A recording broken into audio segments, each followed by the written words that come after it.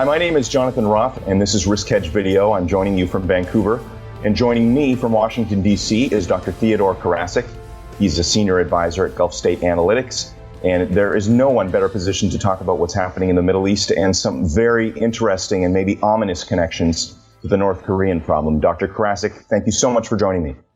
Thank you. So, Dr. Karasik, I wanted to talk to you about something you and I talked about last week when I was in Washington, D.C., and that's the connections between North Korea and Iran. And I don't think a lot of people understand or even know of these connections. And given what's on the horizon here with an armada, as President Trump has described it, sailing towards North Korea right now, and the tensions that seem to be exploding on the North Korean peninsula right at this moment, why don't you give my viewers an overview of these connections between North Korea and Iran and the nuclear implications that they have? Certainly.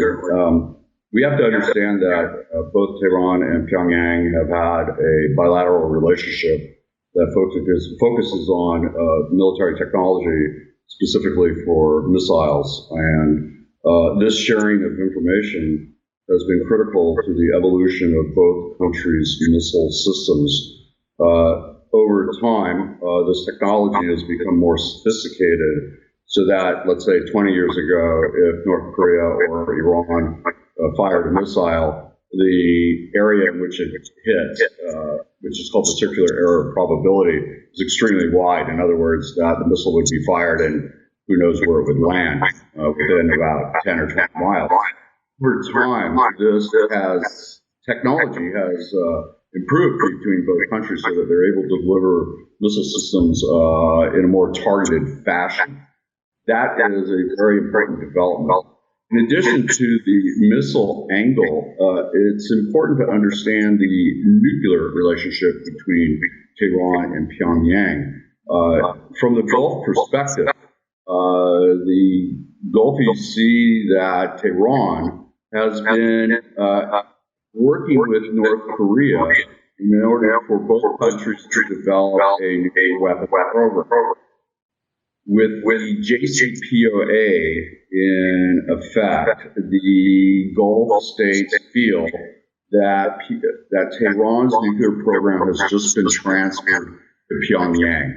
In other words, that the knowledge of Iranian nuclear scientists, which they, of course, retain, they're able to practice their craft in Pyongyang's nuclear laboratories. This aspect of the Tehran-Pyongyang relationship is not well understood. In fact, it's not understood to the point that the third nuclear test that North Korea conducted a few years ago was actually perceived to be an Iranian bomb. In other words, that Tehran cannot test a nuclear weapon on its territory simply because it would reveal the nature of their program. So they have to test somewhere else, and that only other place is DPRK. So what you're saying is that nuclear test in 2014, it was not a North Korean test, that was an Iranian test. Yes, sir. This test is perceived to have been one where Iranian scientists were brought to Pyongyang, that they were all materials were given to them. They needed to assemble the device in Pyongyang and then test it. So the coordination between the two countries is important to understand because as events continue to drift towards confrontation, particularly with DPRK, but also with Iran, is the question becomes, how are these two powers going to react to the attention that is being given to them in both very aggressive diplomatic ways, but also in terms of kinetic responses. So if there's a nuclear test in North Korea this weekend, and if the United States responds in some sort of conventional way, which Trump seems to have threatened to do, obviously North Korea is going to respond to that. But I guess there's also the potential that you could see Iran respond to that.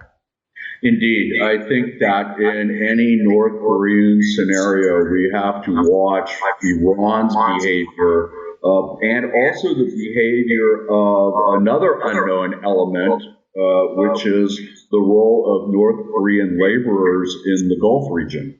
Because from the Gulf point of view, they see DPRK laborers who number about 3,000 in the Gulf region, particularly in Qatar and UAE. Gulf states see these North Korean laborers as a fifth column that might support Iran in a future scenario. So it's important to understand that as we move into this confrontation with DPRK, which has an escalation ladder on it, it could drag Iran into this and the Gulf states. So obviously the United States knows that this is the case. What is the U.S. doing as contingency to handle that, or what are you hearing from your sources in the Gulf?